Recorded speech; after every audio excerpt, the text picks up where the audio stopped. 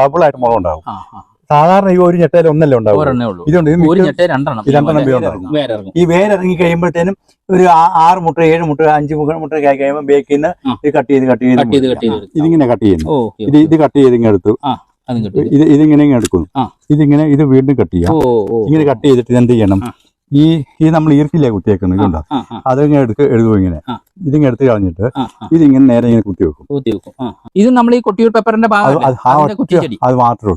അപ്പൊ ഇതിന് നമ്മൾക്ക് ഏകദേശം എത്ര ഹൈറ്റ് വരെ വരും? ഇതിന് നമ്മൾ ഹൈറ്റ് എന്ന് പറഞ്ഞാൽ നമുക്ക് നല്ല വിലയുള്ള കമ്പ കൊടുക്കുകയാണെങ്കിൽ ഇങ്ങനെ മുളക് കണ്ടോ.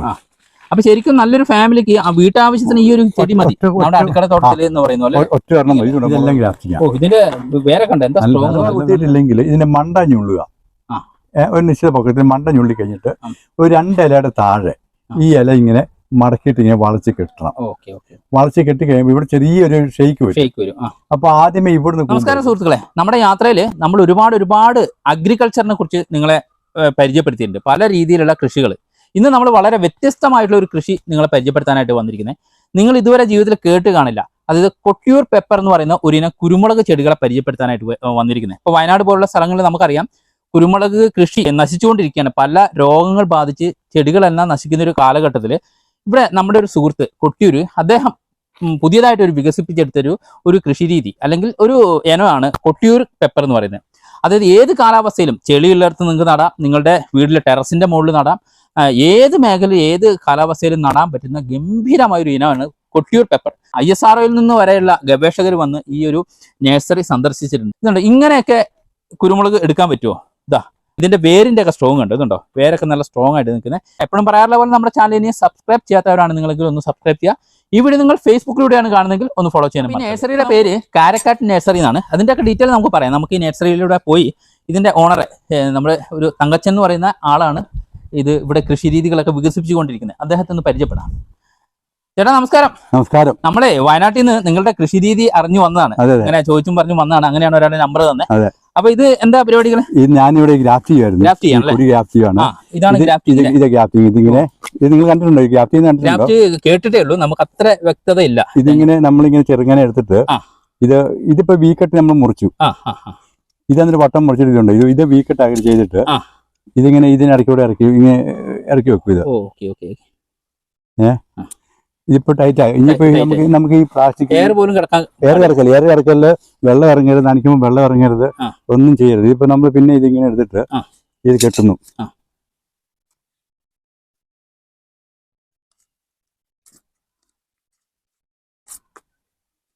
ഇതിപ്പോ ഒരു പൂർണ്ണ വളർച്ചയായി വരാന് ഇനി എത്ര സമയം എടുക്കും? ഇതൊരു 4 മാസം കൊണ്ട് നമുക്ക് കൊടുക്കാം. 4 മാസം കൊണ്ട് പിന്നെ നല്ല നീണ്ട് ഏകദേശം നമുക്ക് ഞാൻ കാണിച്ചു തരാം. അതുപോലെ ആകും. 3-4 മാസം. ഇപ്പം വലിയ തയ്യാക്കി കഴിഞ്ഞാൽ ഇവിടുന്ന് പറഞ്ഞ എടുത്തു പോയി. അപ്പൊ ഇതിപ്പോ നമുക്ക് ഒരു 4 മാസം കൊണ്ട് കൊടുക്കാറാവൂല. ഇതിപ്പോ നമ്മൾ ഈ പറഞ്ഞ കൊട്ടിയൂർ പെപ്പർ തന്നെയാണ്. ഒറ്റ ഒരെണ്ണം മാത്രം നമ്മൾ കേട്ടിട്ടുള്ളൂ, വേറെ ഒന്നും അത് നമ്മൾ കേട്ടിട്ടില്ല. ഇന്നിപ്പോ ഈ നിലവിലുള്ളതില് ഏറ്റവും നന്നായിട്ട് കായ്ക്കുന്നതും വളർച്ചയുള്ളതും എല്ലാം കൊണ്ട് ഭംഗിയുള്ള ഒരു കൊടിയാണ് നമ്മുടെ ഈ കൊട്ടിയൂർ പെപ്പർ എന്ന് പറയുന്നത്. അതായത് 65 എണ്ണം കൊടി നമ്മുടെ അടുത്തുണ്ടായിരുന്നു. നമ്മൾ പരീക്ഷിച്ച 2013 മുതലാണ് പരീക്ഷിക്കാൻ തുടങ്ങിയത്. പക്ഷെ നമുക്ക് 2019 ഇത് കിട്ടുന്നത്. അപ്പൊ അവിടെ തൊട്ട് ഞാൻ പിന്നെ ഇതിനെ പല രീതിയിലും ഉപയോഗിച്ചു. കൊട്ടിയൂർ പെപ്പറും മറ്റുള്ള കുരുമുളക് ചെടി ആയിട്ടുള്ള വ്യത്യാസം എന്താ? നമ്മൾ ഈ കൊടി എന്ന് പറഞ്ഞാൽ ഒരു നാടൻ വെറൈറ്റി തന്നെ കൊടിയാണ്. അതുകൊണ്ട് തന്നെ ഒരു പരിധി വരെ ഒരുവിധപ്പെട്ട കേടൊന്നും ഇതിനെ ബാധിക്കുകയില്ല. ഒന്ന്. രണ്ടാമത് എന്താണെന്ന് വെച്ചാൽ ഇത് എല്ലാ വർഷവും ശരാശരി മുളക് കിട്ടും, കുറവില്ല. അതുകൊണ്ട് നമുക്ക് ധൈര്യമായിട്ട് ഇത് കൃഷി ചെയ്യാൻ പറ്റുന്ന ഒന്നാമത്തെ പോയിന്റ്. രണ്ടാമത് ഇതിനെന്താന്ന് വെച്ചാൽ ഇത് തിരിക്ക് നല്ല നീളമുണ്ട്. പന്നീർ വണ്ടിന്റെ ഒക്കെ എത്ര ഉണ്ട് തിരിക്ക് നീളമുണ്ട്, നല്ല നീളമുണ്ട്. അതുപോലെ തിക്കായിട്ട് മണിപിടുത്തമുണ്ട്. മനസ്സിലായോ? അപ്പം അതൊന്ന്. രണ്ടാമത്. മൂന്നാമത് എന്താണെന്ന് വെച്ചാൽ ഇത് മുളകിന് നല്ല തൂക്കമുണ്ട്. അതായത് 1 കിലോ പച്ചക്കുരുമുളക് ഉണക്കി കഴിഞ്ഞാൽ 400 ഗ്രാമിന്റെ അടുത്ത് 400 ഗ്രാം കറക്റ്റ് ആയിട്ടുണ്ട്. അതിന്റെ മുകളിലോട്ടേ ഉള്ളൂ. ചെളിക്കണ്ടത്തിലേക്ക് എവിടെ വേണമെങ്കിൽ നടാം ഇത്. കാരണം വെള്ളം ഇതിന്റെ കവർ മുകളിലേക്കൊക്കെ പൊങ്ങരുത് മാത്രമേ ഉള്ളൂ. വെള്ളം ഈ ഗ്രാഫ്റ്റ് ചെയ്തതിന്റെ മുകളിലോട്ട് പൊങ്ങരുത്. ഇതിപ്പോ ഇത് വെള്ളത്തിൽ നിന്നാൽ ഒരു വിഷയമില്ല. ഇതിന് പേര് കണ്ടോ? ഇങ്ങനെ നമുക്ക് പിടിച്ചാൽ ഒരു പ്രശ്നമില്ല. ഇങ്ങനെ പിടിച്ചാൽ മണ്ണ് ഇതായി പോകും. കാരണം ഇത് നല്ല വേര് പിടിച്ചുള്ള നിങ്ങൾ ഇതൊക്കെ പിടിച്ചു നോക്കുക, നല്ല വേര് പിടുത്തം അല്ലേ. നമ്മൾ ഏത് കൊടിയും വേര് പിടിച്ച കൊടി മാത്രമേ കൊടുക്കത്തുള്ളൂ. ഈ ഒരു നീളത്തിൽ ചെയ്തിരിക്കുന്ന ഇതെന്ത് കൃഷി രീതിയാണ്? ഇതാണ് നമ്മൾ സർപ്പൻലൈൻ എന്ന് പറയും, അല്ലെങ്കിൽ നാഗപതി രീതി എന്ന് പറയും. ഈ പാമ്പ് പോകുന്ന പോലെയാണല്ലോ പോകുന്നത്, അതുകൊണ്ടാണ് ആ ഒരു പേരിലേക്ക് ഇത് അറിയപ്പെടുന്നത്. ഇപ്പൊ ഇതെന്താന്ന് വെച്ചാൽ ഇതിപ്പോ നമുക്ക് ഇത്രയും തൈയുണ്ട്, ഇപ്പം ഒരു 5-6 നിർത്തിയിട്ട് ഇപ്പൊ ഞാൻ ഉദാഹരണം ഇപ്പൊ 2, 4, 6 ഇപ്പൊ 6 നമുക്ക് ഇവിടെ ഇതെല്ലാം കട്ട് ചെയ്യാം. ഇതിങ്ങനെ കട്ട് ചെയ്യുന്നു, ഇത് കട്ട് ചെയ്ത് ഇങ്ങനെ എടുത്തു, ഇതിങ്ങനെ എടുക്കുന്നു, ഇത് വീണ്ടും കട്ട് ചെയ്യാം. ഇങ്ങനെ കട്ട് ചെയ്തിട്ട് ഇതെന്ത് ചെയ്യണം, ഈ നമ്മൾ ഈർക്കില്ലേ കുത്തിയേക്കുന്നത് ഇതുണ്ടോ, അതങ്ങനെ എടുക്കും. ഇങ്ങനെ ഇതിങ്ങനെ എടുത്ത് കളഞ്ഞിട്ട് ഇതിങ്ങനെ നേരെ ഇങ്ങനെ കുത്തിവെക്കും. ഇപ്പൊ ഇതുണ്ട്, ഇപ്പൊ ഇവിടെ വേരുണ്ട്, ഈ മുറിപ്പാടിനും വേര് വരും. അപ്പൊ അതുകൊണ്ട് അങ്ങനെ നല്ല കരുത്താട് വേര് വരും. ഈ കൂടിയാണ് ഇപ്പൊ ആ കാണുന്നില്ല, നേരത്തെ കണ്ട സർപ്പൻലൈൻ കട്ട് ചെയ്ത സാധനമാണ് ഇപ്പൊ മുളച്ചത് ഈ രീതിയിൽ. ഇനിയിപ്പോ ഇത് നേരെ നമ്മൾ കൊണ്ടുപോയി നട്ടാൽ മതി. ഇത് നേരെ ഇപ്പൊ ഇതല്ല, ഇത് നടന്നെങ്കിൽ ആ പ്രായം എത്തണം. ഇതിപ്പോ പിഞ്ചാണല്ലോ. സർപ്പൻലൈൻ കട്ട് ചെയ്ത ഒരു 2.5 മാസം കൊണ്ട് നടന്ന ഏറ്റവും നല്ലത്. അതിന്റെ എന്താന്ന് വെച്ചാൽ അത് അങ്ങനെ കൊടിക്ക് പ്രായമാകും. ഇതൊക്കെ ഇപ്പൊ എത്രയാ? ഇത് 2.5 ആയില്ല. ഇത് കൊടുക്കുക, ഇത് നടാം. ഇതിപ്പോ നല്ലത് കണ്ടോ, നല്ല വേരായി വള്ളിയായി. ഇതിപ്പോ സുഖമായിട്ട് നടാൻ പറ്റുന്ന പരിപാടി. ഇതെല്ലാം ഇതുണ്ടോ, അതിന്റെ വളർച്ച ഉണ്ടോ, തൈക്ക് നല്ല കരുത്തുണ്ട്. അല്ല ഇതാ ചെറിയ സ്ഥലമുള്ളവർക്ക് വീടിന് വിത്ത് ചെടി പോലെ നടാം, അല്ലെങ്കിൽ ടെറസിന്റെ മുകളിൽ നിന്ന് വെക്കാം, കവറിനകത്തോ അല്ലെങ്കിൽ ചട്ടിക്കകത്തൊക്കെ വെക്കാൻ പറ്റുന്ന ഒരു നല്ലൊരു കുരുമുളകാണ്. ഒരു വീട്ടുകാർക്ക് ഒരു കുറ്റിയായിട്ട് ഒരു വീട്ടുകാർക്ക് ഒരൊറ്റ എണ്ണം മതി. നമുക്ക് വീട്ടാവശ്യം ഒരെണ്ണം മതി. ഇത് നമ്മൾ ഈ കൊട്ടിയൂർ പെപ്പറിന്റെ അത് മാത്രമേ ഉള്ളൂ. അപ്പൊ ഇതിന് നമ്മൾക്ക് ഏകദേശം എത്ര ഹൈറ്റ് വരെ വരും? ഇതിന് നമ്മൾ ഹൈറ്റ് എന്ന് പറഞ്ഞാൽ നമുക്ക് നല്ല വിലയുള്ള കമ്പ കൊടുക്കുകയാണെങ്കിൽ ഇങ്ങനെ കെട്ടിക്കൊടുക്കാം. ഓരോ എതളും ഇങ്ങനെ നമുക്ക് കെട്ടിക്കൊടുക്കാം. കെട്ടിക്കൊടുക്കുമ്പോ എന്താന്ന് വെച്ചാൽ ഇതിങ്ങനെ കായ്ച്ചോണ്ടിരിക്കും. ഇത് സീസൺ അല്ല, ഇത് ഓൾ സീസൺ ആയത്. ഇത് എപ്പോഴും കായ്ച്ചു. ഇതുണ്ട് നമ്മൾ ഇത് ജനുവരി മാസത്തിൽ മുളക് പറിച്ചാൽ ഇതൊക്കെ ഇതുണ്ട്. ഇതിന് മുളകുണ്ടോ, ഇതിന് ഉള്ളിൽ തിക്കായിട്ട് മുളകുണ്ട്. ഇത് ഇവിടുത്തെ പുറമെ കാണുന്ന പോലെ അല്ല, ഇതുണ്ടോ ഉള്ളിലേക്ക് നല്ല ഇതുണ്ടോ മുളകുണ്ടോ. അപ്പൊ ശരിക്കും നല്ലൊരു ഫാമിലിക്ക് ആ വീട്ടാവശ്യത്തിന് ഈ ഒരു ചെടി മതി. നമ്മുടെ അടുക്കള തോട്ടത്തിൽ എന്ന് പറയുന്ന പോലെ ഒറ്റ കാരണം മതി. ഇതുണ്ടോ മുളക് നിൽക്കുന്നുണ്ടോ. പിന്നെ ഇതുണ്ട്, ഈ വേറെ ഗുണം എന്താണെന്ന് ചെയ്തിട്ടുണ്ട്, ഡബിൾ ആയിട്ട് മുളക് ഉണ്ടാവും. സാധാരണ ഈ ഒരു ഞെട്ടയിൽ ഒന്നല്ലേ ഉണ്ടാവും, ഇതുണ്ട് 2 ഉണ്ടാവും. ഇത് ഗ്രാഫ്റ്റ് ചെയ്യാന്ന് പറയുന്നത് ഇത് എന്തിനാണ്? കുരുമുളക് തന്നെയാണോ ഗ്രാഫ്റ്റ് ചെയ്യുന്നത്? അല്ല, ഇത് നമ്മൾ ഈ തിപ്പില്ലേ, ഈ ബ്രസീലിയൻ തിപ്പിലി ഇതാണ് ഇതിലാണ് ഇതിന്റെ ഇതാണ് ബ്രസീൽ തിപ്പിലി. ഇത് അതിന്റെ കായാണ് ഈ കാണുന്നത്. അതെ. പക്ഷെ ഇത് നമുക്ക് ഉപയോഗിക്കാൻ പറ്റില്ല, മറ്റേ തിപ്പിലി പോലെ ഉപയോഗിക്കാൻ പറ്റില്ല. ഇതിലേക്കാണ് നമ്മൾ ഇത് നമ്മൾ കട്ട് ചെയ്തിട്ട് ഇതിന്റെ കണ്ണിത്തലയില്ലേ, ഈ കണ്ണിത്തലയാണ് നമ്മൾ മുറിച്ചിട്ട് ഇവിടുത്തെ ഗ്രാഫ്റ്റ് ചെയ്യുന്നത്. ഇങ്ങനത്തെ കണ്ണി മുറിച്ചിട്ട് ഇവിടുത്തെ ഗ്രാഫ്റ്റ് ചെയ്യും. ഇതിന്റെ അടിവശം എന്ന് പറയുന്നത് ഈ ബ്രസീലിയൻ തിപ്പിലി. ഇതാ തിപ്പിലി. ഇതുണ്ടോ, ഇതിന്റെ വേരുണ്ടോ.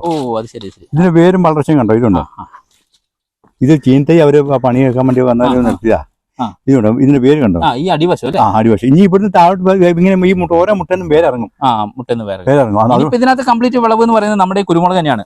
കൊട്ടിയൂർ കുരുമുളക്. അതല്ലേ, നമ്മള് ബ്രസീലിയൻ ട്രിപ്പല്ലി തന്നെ നമ്മൾ അത് തെരഞ്ഞെടുക്കാനുള്ള കാരണം എന്താ? അതെന്താ വെച്ചാൽ ഇപ്പൊ നമ്മൾ ഈ സാധാരണ ഇപ്പൊ നമുക്ക് ഇത് വേണം മുറിച്ചിട്ട് കുറ്റിക്കൊടിയായിട്ട് വളർത്താൻ പറ്റും. അത് ഈ കൊടി തന്നെയാണ് വേര് പിടിച്ച് വളരുന്നത്. പക്ഷെ ആ വളർച്ച എന്ന് പറഞ്ഞാൽ ഒരു കൂടിനകത്ത് ചെറിയൊരു ഇതേ ഉണ്ടാകുള്ളൂ. ഇതിന്റെ ഒരു 10-1 പോലും കിട്ടൂല. കായ്ഫലം കൂടുതൽ, കായ്ഫലവും കേട് കുറവുണ്ട്. നമുക്ക് ഇതിന് എത്ര ചാണകവളവും അല്ലെങ്കിൽ മറ്റു വളം ചെയ്താലൊന്നും ഇതിനൊന്നും ബാധിക്കില്ല. മറ്റേതിനൊരു പരിധി കൂടുതൽ വന്നു കഴിഞ്ഞാലോ അത് കേട് വരും, അത് ചീച്ചിൽ പിടിക്കും, അത് വേഗം കേട് പിടിച്ചു പോകും. അപ്പൊ അതിന്റെ മുളക് അതിന്റെ 10 ഇരട്ടി മുളക് അല്ല ഇവിടെ കിട്ടുന്നത്. 2013 മുതൽ ഞാൻ ഒരുപാട് 65 വെറൈറ്റിയാണ് ഞാൻ പറഞ്ഞില്ലേ, അത്രയും പരീക്ഷിച്ചതിൽ ഏറ്റവും മെച്ചമായിട്ട് വന്ന് കിട്ടിയേക്കുന്ന കൊടിയാണിത്. കറുത്ത പൊന്നിന്റെ നാടായിരുന്നു വയനാട്. ഇന്നിപ്പോ വയനാട്ടിൽ കുരുമുളക് കൃഷി കുറഞ്ഞുകൊണ്ടിരിക്കും. പലതും കേടുകളാണ്. അത് എന്തായിരിക്കും അതിനുള്ള കാരണം? അത് നമ്മൾ ഇതിന് വില കൂടി കഴിയുമ്പോൾ ജനങ്ങൾക്കൊരു ആവേശമാണ്. ഇത് ഭയങ്കരമായിട്ട് വിളവുണ്ടാക്കണം എന്നുള്ളൊരു ഇതിനിപ്പോൾ കണ്ടമാനം വളപ്രയോഗം ആവശ്യമില്ലാതെ വളപ്രയോഗം ചെയ്യും. അതൊരു പരിധി വരെ ഇതിന് ദോഷം തന്നെയാണ്. അപ്പൊ അതുകൊണ്ട് ഇത് നമ്മൾ കുറെ കാര്യങ്ങൾ പഠിക്കാനുണ്ട്. ഒരു കാരണവശാലും ഇതൊരു വലിയ അടമഴ പിടിക്കുന്ന സമയത്ത് ഇതിന് വളപ്രയോഗം ചെയ്യരുത്. കാരണം ആ സമയത്ത് ഇത് പനി പിടിച്ചിരിക്കാന്ന് പറയും. കാരണം ഇത് മഴയത്ത് ഇങ്ങനെ എന്താ പറയാ വിറങ്ങൽ ചിന്തിക്കുവാണല്ലോ. അപ്പൊ ആ സമയത്ത് ഇതിനൊന്നും ചെയ്യണ്ട, അവിടെ നിർത്തിച്ചാൽ പറ്റുമെങ്കിൽ 1-2 മരുന്നടിക്കുക, ഓടോമിശ്രിതം പോലെയുള്ള മരുന്നടിക്കുക. രാസവളങ്ങളോ ജൈവവളങ്ങളോ ഒന്നും കൊടുക്കണ്ട.